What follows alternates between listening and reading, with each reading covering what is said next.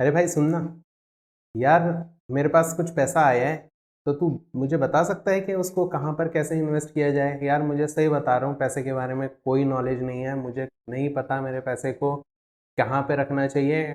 मुझे लगता है बैंक में पैसा रखो, लेकिन आजकल सुनने में आता है कि बैंक जो है बैंकरप्ट हो जा रहे हैं और लोगों को पैसा नहीं मिल रहा है, और एफडी कराना भी बहुत ज़्यादा सेफ नहीं है। तो तू मुझे क्या ऑप्शन सिखा सकता है? अरे हाँ ना भाई, चिंता क्यों करता है? मैं तो ग्रोनोलॉजी चैनल देखता हूँ और वहाँ पर बहुत कुछ मुझे सीखने को मिलता है। वहीं से सीखा है मैंने और अपने पैसे को बहुत अच्छे से मैनेज कर पाता हूँ। मैंने अपने बच्चों के लिए उनकी स्टडीज़ भी प्लान की है, उनकी मैरिजेस भी प्लान की है, अपनी रिटायरमेंट भी प्लान की है, अपना ड्रीम हाउस भी प्लान किया है कि मुझे अपने पैसे को कहाँ पर रखना है, कि एफडी में कितना रिटर्न मिलता है, बैंक के सेविंग अकाउंट में कितना रिटर्न मिलता है, उसमें वहाँ पर रखने से मुझे क्या फ़ायदे क्या नुकसान हो सकते हैं, और अगर मुझे ज़्यादा और सेफ रिटर्न चाहिए तो उसके लिए मेरे पास क्या क्या ऑप्शन अवेलेबल है। और ये सब मैंने एक वीडियो को देखकर सीखा है, और तुझे भी वो वीडियो ज़रूर देखनी चाहिए। क्रोनोलॉजी चैनल पर आ चुकी है वो वीडियो, और जल्दी से देख। अपने लिए, अपनी लाइफ के लिए, अपनी फाइनेंसेस को कैसे प्लान करना है वो जल्दी से सीख ले। ठीक है भाई, thank you so much for the information. अभी जाकर मैं वीडियो देखता हूँ। तो भाइयों, अगर आप भी अपने पैसे को लेकर कंफ्यूज है और जानना चाहते हैं कि अपने पैसे को कहाँ और कैसे इन्वेस्ट करें कि जिससे आप बेटर रिटर्न्स ले पाएँ और सेफर रिटर्न्स ले पाएँ, तो इस वीडियो को ज़रूर देख लेना। यहाँ पर बहुत सारे ऑप्शंस बताए गए हैं, और सब्सक्राइब करना ना भूलें। नमस्कार दोस्तों, एक बार फिर से आपका स्वागत करता हूँ अपने चैनल ग्रोनोलॉजी पर। और आज की वीडियो में हम सीखेंगे कि अपने फाइनेंसेस को कैसे मैनेज करना है, किस जगह पर अपने पैसे को डालने से कितना रिटर्न हमको मिल सकता है, कौन सा मेथड कितना सेफ है। इस सब बातों के बारे में मैं आपको बताऊंगा, और आपकी पूरी लाइफ की फाइनेंसेस को कैसे मैनेज हम कर सकते हैं उस सब के बारे में मैं आज आपको सिखाने वाला हूँ। तो दोस्तों, ये वीडियो 3 पार्ट्स में मैं बनाने वाला हूँ। फर्स्ट पार्ट में मैं आपको बताऊंगा कि हम कैसे कैलकुलेशंस करते हैं एक्सेल शीट पर फ्यूचर वैल्यू निकालने के लिए, रेट निकालने के लिए, प्रेजेंट वैल्यू निकालने के लिए, या पर मंथ की इंस्टॉलमेंट निकालने के लिए। और साथ ही उसी वीडियो में मैं आपको बताऊंगा कि कौन कौन से फाइनेंशियल इंस्ट्रूमेंट्स में क्या क्या रिटर्न मिलता है। सेकेंड वीडियो में मैं आपको बताऊंगा टाइम वैल्यू ऑफ मनी, कि टाइम के साथ मनी का क्या रिलेशन है, हम कैसे टाइम को लेवरेज करके अपनी मनी को बहुत हद तक बढ़ा सकते हैं और एक अच्छा अमाउंट हम गेन कर सकते हैं। थर्ड पार्ट में फाइनली मैं आपको ये बताऊंगा कि हम अपने लिए फाइनेंशियल प्लानिंग को कैसे कर सकते हैं, और अपने लिए मैंने उसको कैसे किया है वो भी आपको बताऊंगा। और अगर आप इस चैनल पर आज पहली बार आए हैं तो वो जो लाल नीचे बटन दिखाई दे रहा है उसको ग्रे कर दो। लाइक बटन तो दबाना बिल्कुल मत भूलना, और दोस्तों के साथ शेयर करना तो करना ही करना है, मतलब जल्दी से कर दो। तो ज़्यादा टाइम ना लेते हुए लेकर चलता हूँ आपको आज की वीडियो में। आइए शुरू करते हैं। तो हम आ चुके हैं मेरी कंप्यूटर स्क्रीन पर, और यहाँ पर एक एक्सेल फाइल हमारे सामने है। यहाँ पर हम सीखेंगे कि फ्यूचर वैल्यू को कैलकुलेट कैसे किया जाता है, रेट को कैसे कैलकुलेट कर सकते हैं, और पीएमटी को कैसे कैलकुलेट करते हैं, और प्रेजेंट वैल्यू को कैसे करते हैं। ये चारों चीज़ें मैं आज आपको बताने वाला हूँ। तो सबसे पहले हम फ्यूचर वैल्यू को कैलकुलेट करना सीखेंगे। एग्जाम्पल के लिए हम एज्यूम कर लेते हैं कि हमारे पास जो प्रेजेंट वैल्यू है, आज मेरे पास 10,000 रुपये हैं, जिसको मैंने इन्वेस्ट किया 8% रेट ऑफ रिटर्न के, 8% कंपाउंडेड एनुअली। टाइम पीरियड हम ले सकते हैं 5 ईयर। तो आफ्टर 5 ईयर्स मेरे पास कितना अमाउंट हो जाएगा, तो वो कैलकुलेट करने के लिए हम सिंपल फ्यूचर वैल्यू का फॉर्मूला लगाएंगे। फ्यूचर वैल्यू का फॉर्मूला लगाने के लिए मुझे सबसे पहले एक्सेल पे इज इक्वल टू लिखना पड़ेगा, और फिर एफ वी लिखेंगे, future value F V. Bracket open करेंगे तो यहाँ पर मेरे को 3-4 चीज़ें दिखाई दे जाती हैं। जैसे हमें दिख रहा है कि रेट जो है बोल्ड हो चुका है, यानी ये हमसे पूछ रहा है कि किस रेट ऑफ रिटर्न पे मैं अपने पैसे को इन्वेस्ट करूँ।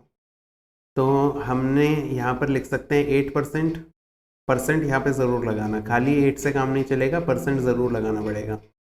जैसे ही कोमा लगाते हैं हम, तो अपने आप ही ये नेक्स्ट में हमसे पूछा है number of period, NPR means number of period. तो हमारे पास अगर 5 ईयर्स हैं तो नंबर ऑफ पीरियड कितने होंगे, क्योंकि कंपाउंडेड एनुअली हो रहा है तो नंबर ऑफ पीरियड भी 5 ही होंगे। अगर कंपाउंडेड सेमी एनुअली होता तो हम ईयर्स को 2 से मल्टीप्लाई कर देते, कंपाउंडेड मंथली होता तो हम ईयर्स को 12 से मल्टीप्लाई कर देते।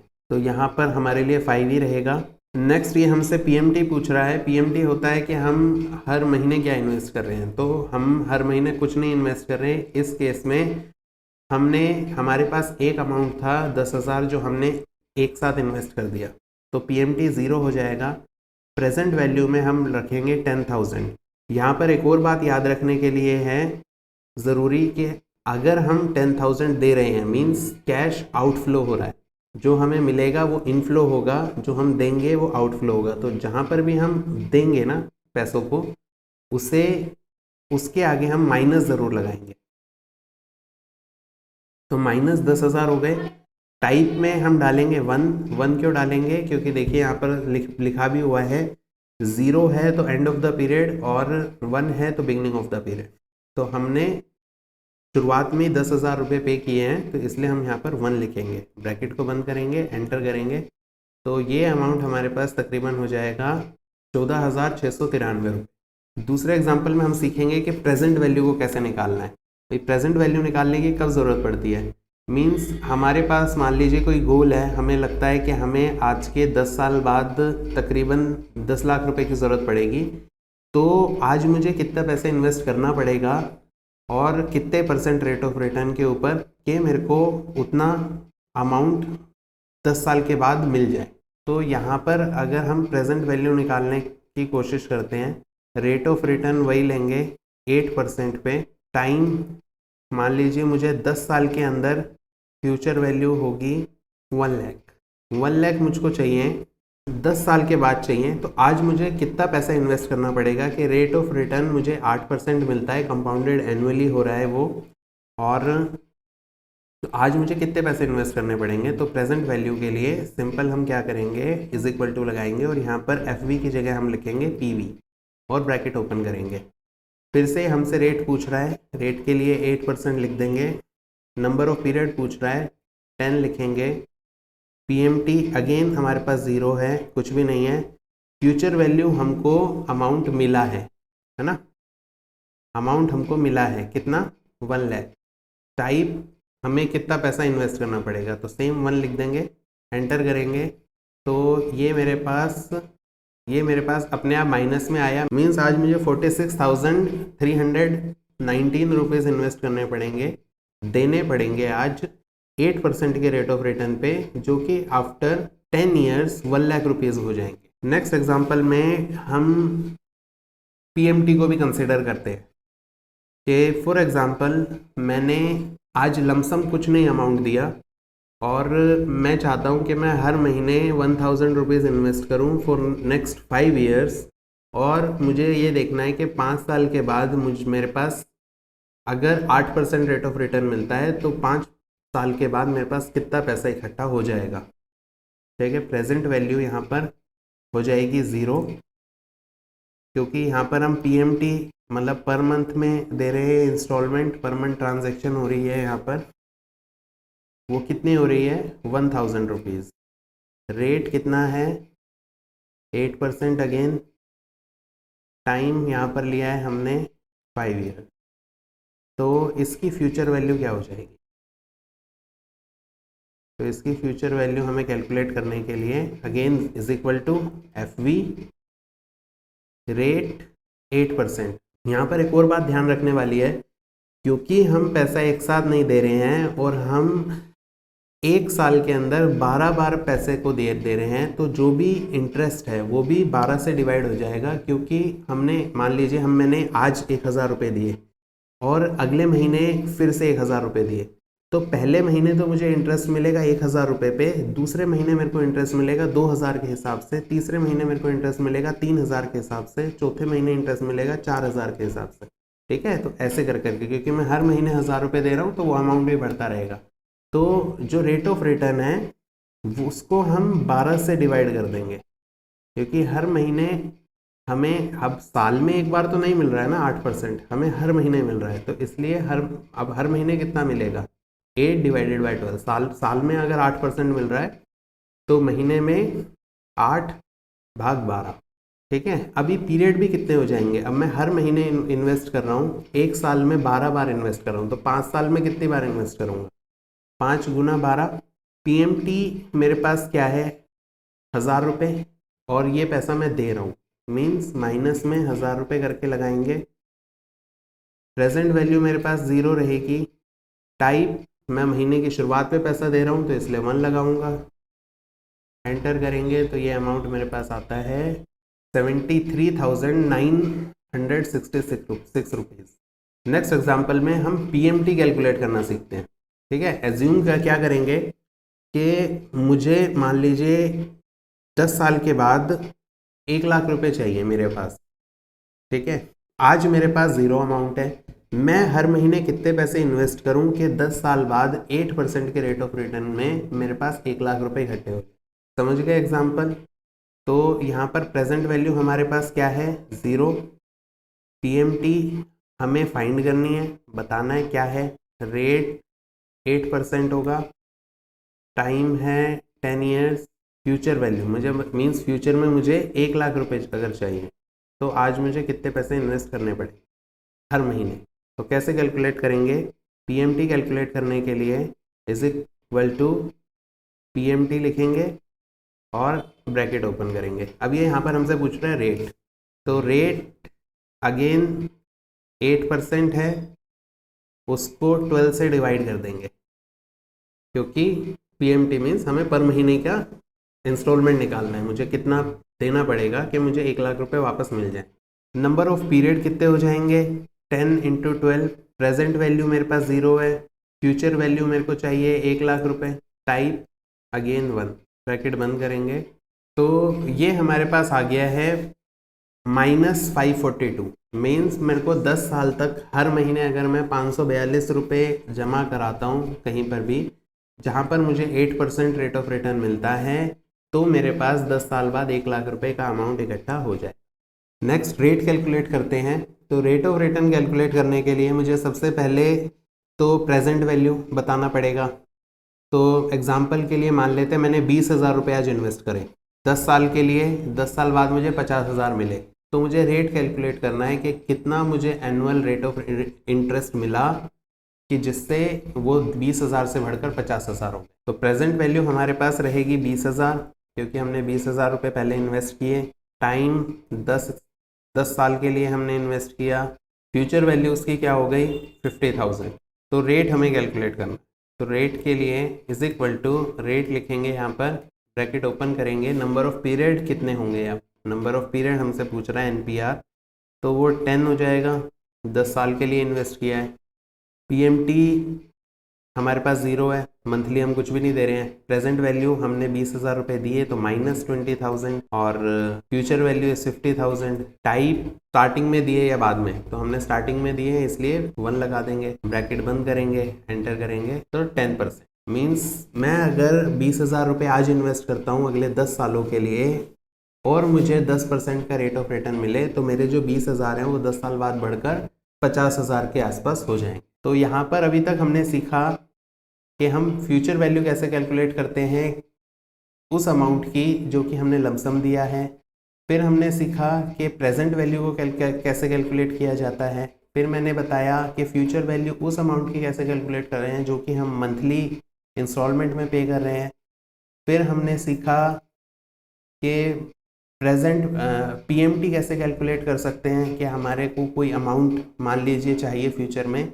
और मुझे आज कितने पैसे मंथली इन्वेस्ट करूं कि मुझे वो पैसा उतने टाइम पर मिल जाए, तो उसके लिए मुझे PMT का फॉर्मूला लगाना पड़ा। नेक्स्ट में हमने देखा कि हमने रेट को कैसे कैलकुलेट करा, तो रेट में मैंने बताया कि प्रेजेंट वैल्यू अगर हमारे पास आज एक है, हमें इतने पैसे चाहिए तो मुझे कितने रेट ऑफ रिटर्न चाहिए होंगे इतने टाइम पीरियड में कि मुझे उतना पैसा उतने रेट पे मिल जाए। रेट ऑफ रिटर्न हमने देखा कि अगर मुझको आज मैंने इन्वेस्ट करे और उस वो बढ़कर कितने कुछ एक अमाउंट बन गया है, कितने सालों में बन गया है, तो उस पर कितना रेट ऑफ रिटर्न बना है पर ईयर के हिसाब से, तो वो हमने कैलकुलेट करना सीखा। नेक्स्ट मैं आपको बताने वाला हूँ कि कौन कौन से फाइनेंशियल इंस्ट्रूमेंट्स हमारे पास अवेलेबल है। हालांकि मैं सारे नहीं बताऊँगा अभी आज की वीडियो में, नहीं तो बहुत लंबी वीडियो हो जाएगी। कुछ एक ऑप्शंस पे हम बात करेंगे और हम देखेंगे कि किस ऑप्शन में हमें कितना रिटर्न मिलता है।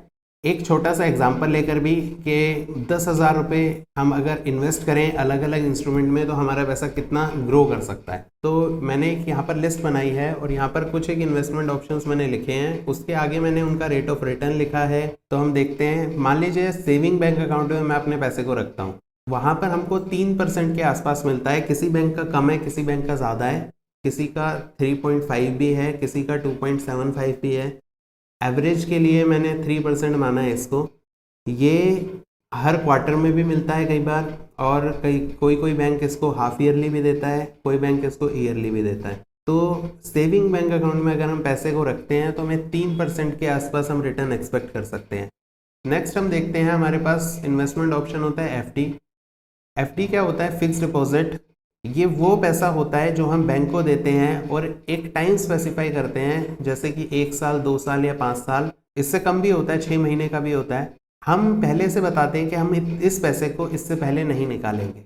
तो जब हम उस टाइम को प्रिस्क्राइब करते हैं, पहले से बैंक को बता देते हैं, तो बैंक हमें उसके ऊपर थोड़ा सा ज़्यादा रिटर्न देता है। तो फिक्स डिपॉजिट पे जो हमें रिटर्न मिलता है वो होता है 5.5%, जो कि आजकल एवरेज चल रहा है। ये पहले थोड़ा सा ज़्यादा था 1-2 साल पहले तक, लेकिन अभी कम हो गया है। आरडी क्या होता है? आरडी को बोलते हैं रिकरिंग डिपॉजिट। रिकरिंग मतलब जो बार बार किया जाता है। तो हम बैंक को ये बताते हैं कि 1 साल तक या 2 साल तक या 5 साल तक मैं हर महीने इतना पैसा इन्वेस्ट करूंगा, तो आप उसको फिक्स कर सकते हैं और उस पर मेरे को बेटर रिटर्न दे सकते हैं। तो एफडी और आरडी 2 ऑप्शन होते हैं। सेविंग बैंक अकाउंट ये सब बैंक में किया जाता है। पोस्ट ऑफिस डिपॉजिट में क्या होता है कि यहाँ पर हमारे पैसे को सिक्योर करने के लिए पोस्ट ऑफिस जो है वो हमें सर्विसेज प्रोवाइड करते हैं और हमें बैंक से थोड़ा सा ज़्यादा रेट ऑफ रिटर्न प्रोवाइड करते हैं। अभी ये 5.5 से शुरू होता है और 6.57 तक भी जाता है, लेकिन वो डिपेंड करता है कि हम कितने साल के लिए अपने अमाउंट को फिक्स करा रहे हैं। नेक्स्ट हमारे पास ऑप्शन होता है पीपीएफ अकाउंट का।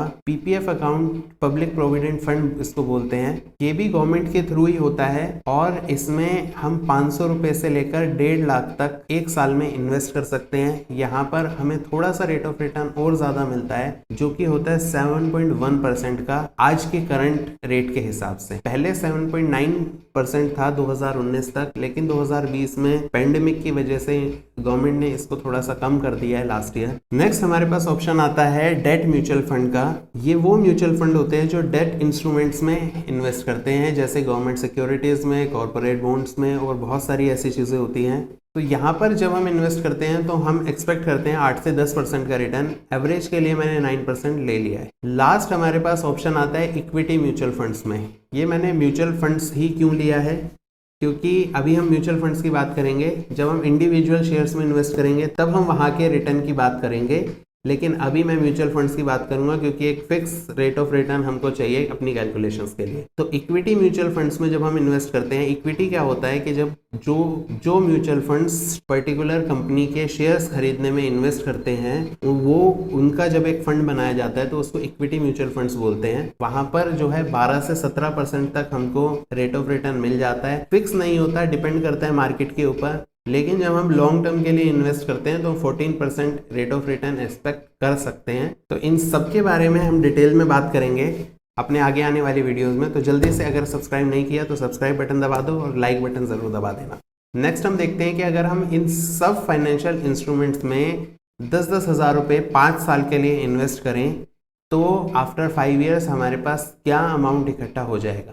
ठीक है, तो हम बेसिकली फ्यूचर वैल्यू ही कैलकुलेट करेंगे।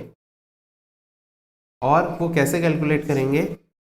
इन सबके रेट ऑफ रिटर्न के हिसाब से। जो अलग अलग सेविंग स्कीम्स हैं, इन सब सेविंग स्कीम्स में क्या क्या रिटर्न हमें मिलता है उसके अकॉर्डिंग हम फ्यूचर वैल्यू कैलकुलेट करेंगे। तो सबसे पहले इक्वल टू लगाएंगे, फिर फ्यूचर वैल्यू FV लिखेंगे, ब्रैकेट ओपन करेंगे। अभी हमसे पूछ रहा है रेट क्या होगा, तो रेट के लिए मैं 3% यहाँ पर ले लेता हूँ। और नंबर ऑफ पीरियड कितने होंगे? नंबर ऑफ पीरियड मेरे पास 5 हैं। पर मंथ की इंस्टॉलमेंट हम कुछ नहीं दे रहे हैं क्योंकि हमने लमसम 10,000 रुपये इन्वेस्ट करे हैं। प्रेजेंट वैल्यू हमने 10,000 रुपये दिए हैं एक बार में, तो हम लगाएंगे -10,000।